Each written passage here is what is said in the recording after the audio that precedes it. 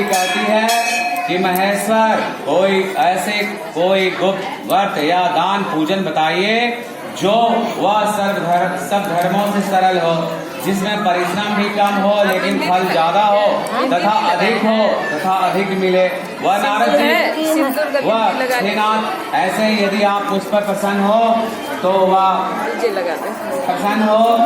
धर्म सरल हो, तो आप विधान पूर्वक वह व्रत को बताइए। हे प्रभु, किस तप व्रत दान से आदि से मध्य अंत और रहित आप जैसे महाप्रभु हमें प्राप्त हुए हैं।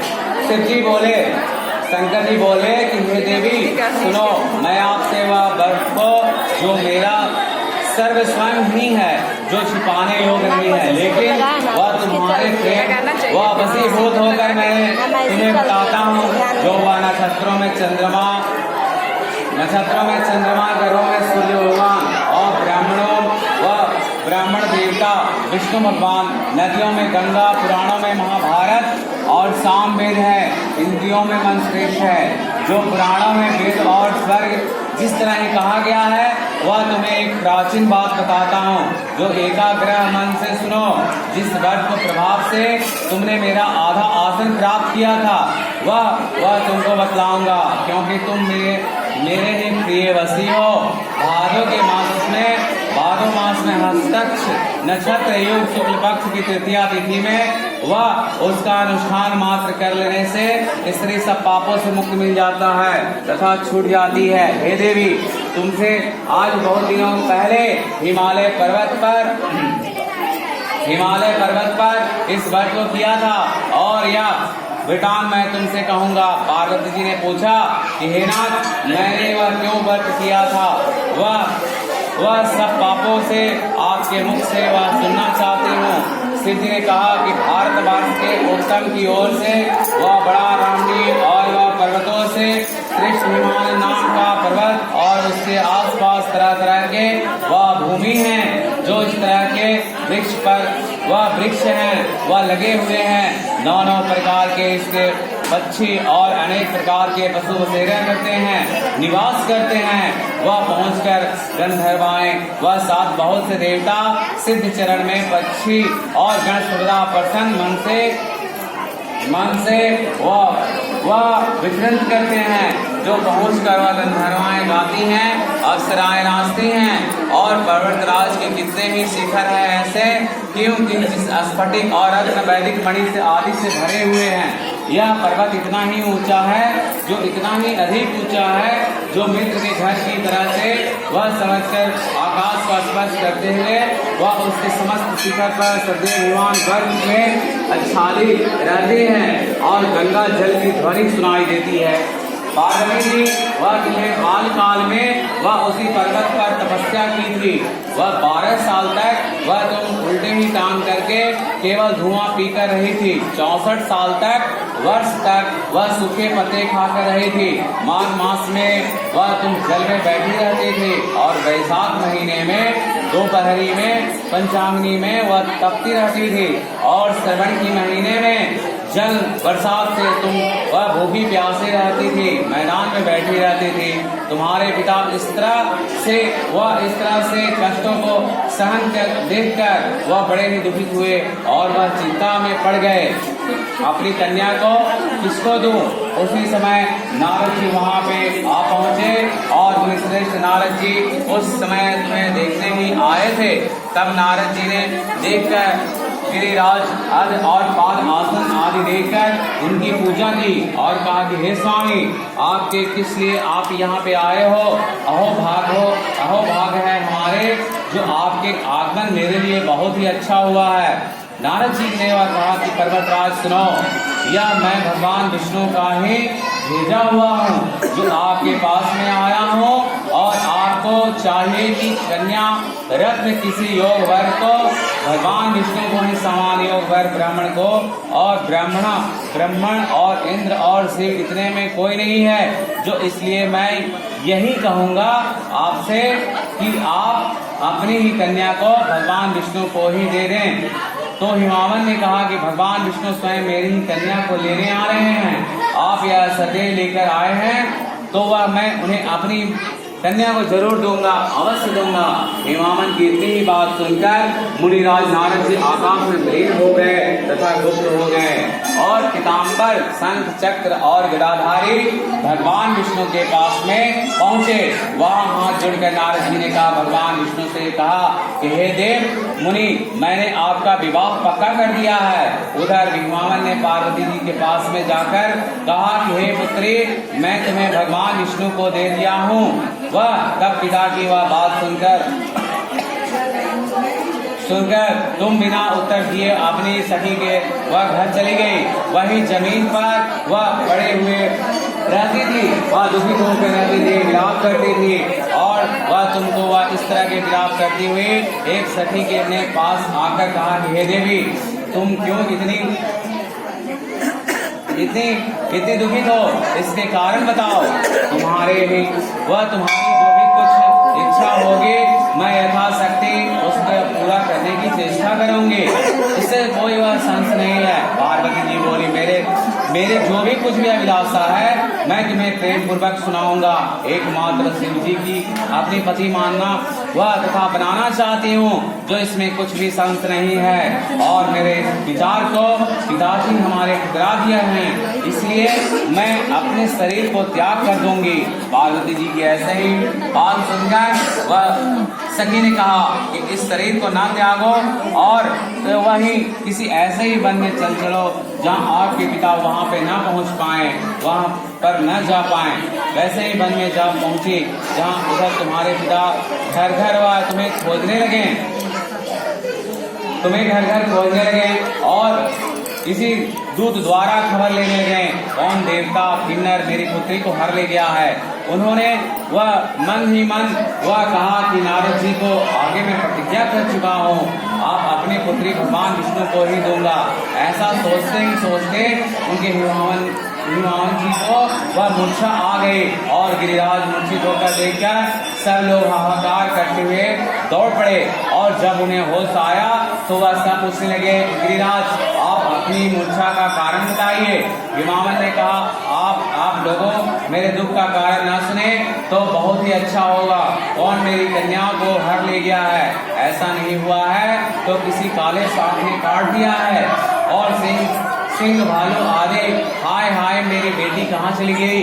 किस दुष्ट ने उसे वह मेरी पुत्री को मार दिया है? यह कहकर वायु के झोंके में वह कांपते हुए वृक्ष के सामने कांपने लगे। और इसके बाद हिमवन तुम्हें वन में जाके खोजने लगे। वह वन में सिंह भालू आदि से जंतुओं से भरा पड़ा था और तुम भी अपने ही सखियों के साथ में उस भयानक वन में चलती चलती एक ऐसे ही जगह जा पहुंचे जहाँ एक नदी बह रही थी।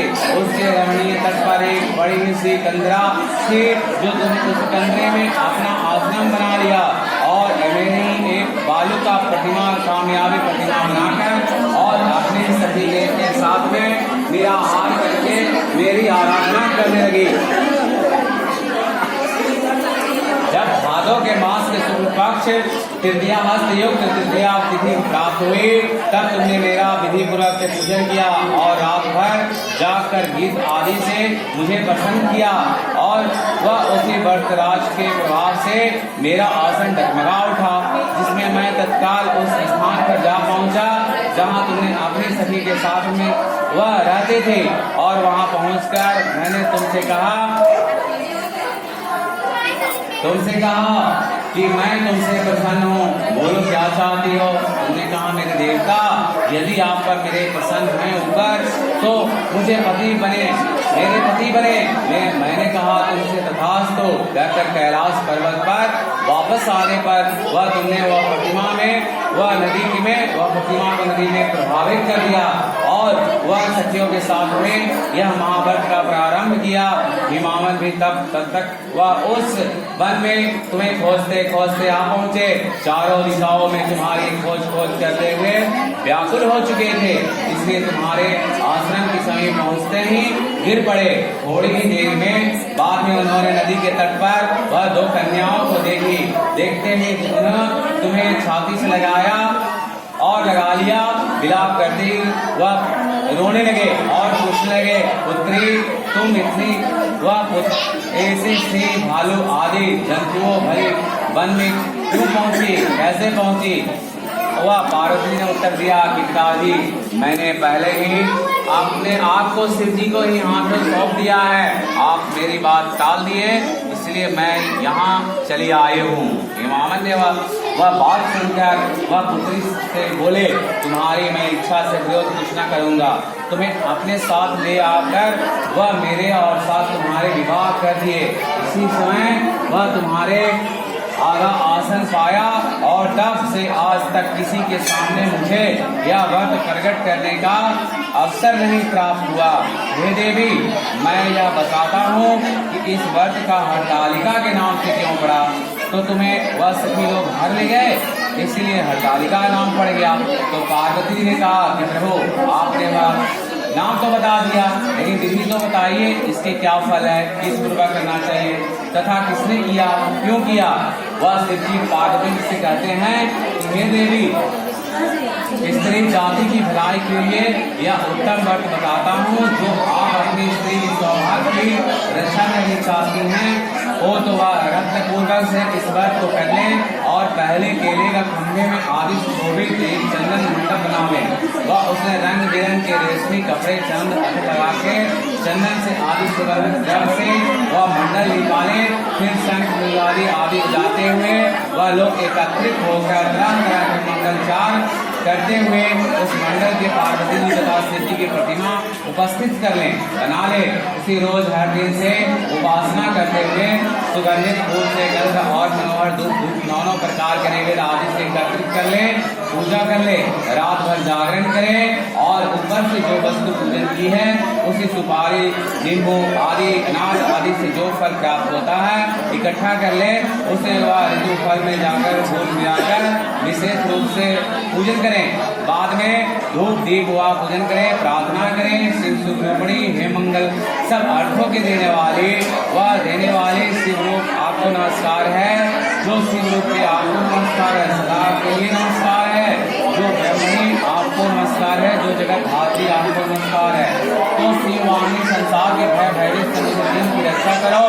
इस कामनाओं की पूर्ति करने के लिए मैंने आपकी पूजन की है। हे पार्वती जी, मुझे राज और सौभाग्य की दे, मुझे प्राप्त करें तथा प्राप्त हो। और पार्वती जी तथा शिव जी की वह पूजन करें और निरंतर विधि पूर्वक कथा सुने और वह ब्राह्मण को वस्त्र गौ आदि से वह दान करें। इसी तरह एकत्रित होकर स्त्री पुरुष दोनों ही करें, एक साथ पूजन करें। फिर वस्त्र आदि देकर जो कुछ उसका संकल्प कर ले। और हे देवी, जो स्त्री इस प्रकार पूजन करती है सब पापों से छूट जाती है और उस 7 जन्म तक सुख पाके सौभाग्य की प्राप्ति होती है। लेकिन जो स्त्री तिथि में वह व्रत न करती हो, अन्न भक्षण करती है, वह 7 जन्म तक वह दुखित रहती है, वह उसे दुख झेलना पड़ता है और सदा दरिद्र रहती है। वह पुत्र के शोक में व्याकुल रहती है। जो स्त्री वह अंत में घोर नरक को प्राप्त होती है। लेकिन जो वह 30 के दिन अन्न खा लेता है, वह सुंदरी घर में जन्म हो जाता है उसका। और वह फल खाता है, वह बंदर घर में जन्म लेता है। तो पानी पी लेता है जो वह जोग के घर में जन्म प्राप्त होता है। उसे दूध पी लेता है, उससे भी वह उस सांप के घर में जन्म ले लेता है। जब वह मांस जो खा लेता है, वह सिर घर में जन्म लेता है। जो बिल्ली मिठाई, वह जो दही खाता है वह बिल्ली के घर में जन्म लेता है। जो मिठाई खाता है वह चींटी हो जाता है, उसे जन्म हो जाता है। यह व्रत अवश्य करें। दूसरे दिन स्वर्ण चांदी तांबा आदि से बाहर से होता है, भय कर ब्राह्मण को दान दे। और इस प्रकार वह जो इस प्रकार की व्रत करती है वह सामान वह अपनी पाती है और तुम्हारे समान भोग प्राप्त होता है। संसार के भोग सुखाइयों की मिल जाती है, लेकिन वह हरतालिका की व्रत की वह सुन लेने से वह प्राणी सैकड़ों यज्ञ करने का फल प्राप्त होता है। हे देवी, मैंने आप सब भक्तों से कहा, जिसे बताया, जिसके कहने से प्राणी सदा पाकर शब्दों को जाते हैं। तो प्रेम से बोलिए शंकर भगवान की जय, अयोध्या के राजा रामचंद्र की जय, माता पार्वती की जय। ओम शांति शांति शांति भवतु। सारे लोग